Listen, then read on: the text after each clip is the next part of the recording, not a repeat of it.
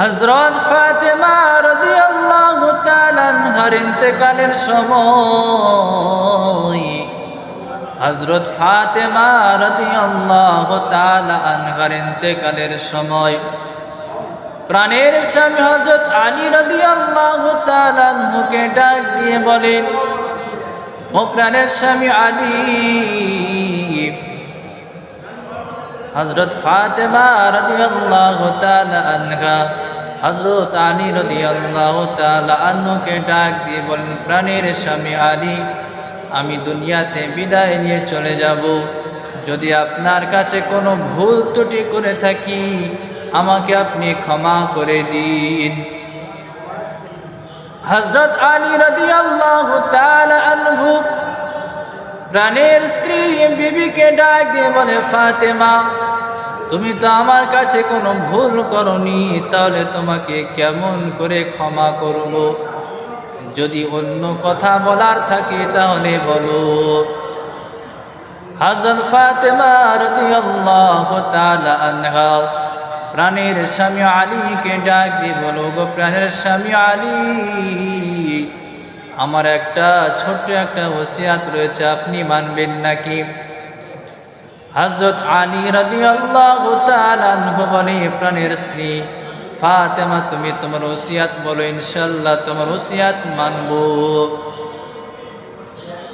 হযরত ফাতেমা রাদিয়াল্লাহু তাআলা আনহা প্রাণের স্বামী আলীকে ডাক দিয়ে বলে, ওগো প্রাণের স্বামী আলী, আমি যখন দুনিয়া থেকে বিদায় নিয়ে চলে যাব, আমার যখন রূহ কবজ করা হয়ে যাবে, আমার জানাজার নামাজটা আপনি দিনে পড়াবেন না, আমার জানাজার নামাজটা আপনি রাতে পড়াবেন এবং দাফন কাফন ও রাতে করবেন।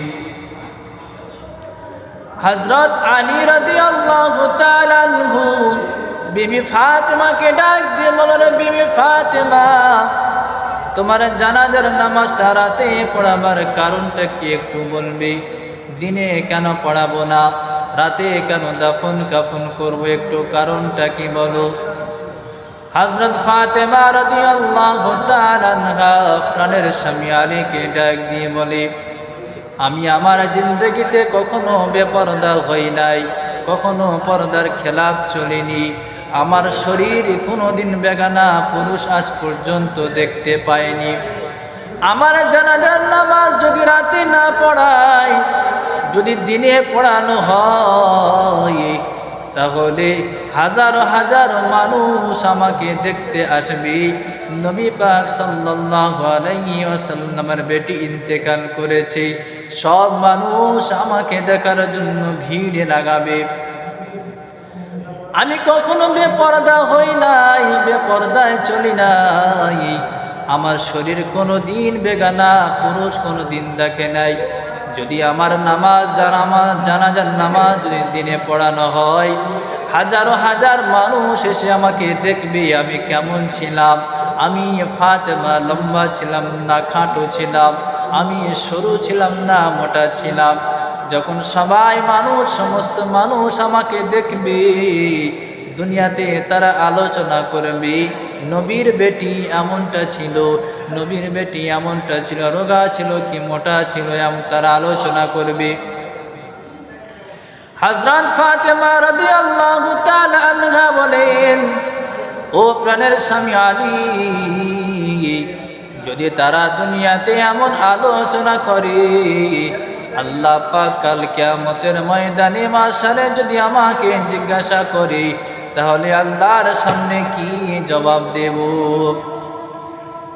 নবীর বেটি ফাতেমা রাদিয়াল্লাহু তাআলা আনহা নবী পাক সাল্লাল্লাহু আলাইহি ওয়াসাল্লাম যে ফাতেমাকে জান্নাতি মহিলাদের সর্দারিনী ঘোষণা করেছে, সেই বেটি ফাতেমা দুনিয়াতে বিদায় নিয়ে চলে যাচ্ছে, উম্মতের জন্য কেমন শিক্ষা দিয়ে গেল। হযরত ফাতেমা রাদিয়াল্লাহু তাআলা আনহা কেমন পর্দাশীল নারী ছিলেন, কেমন পর্দা করতেন।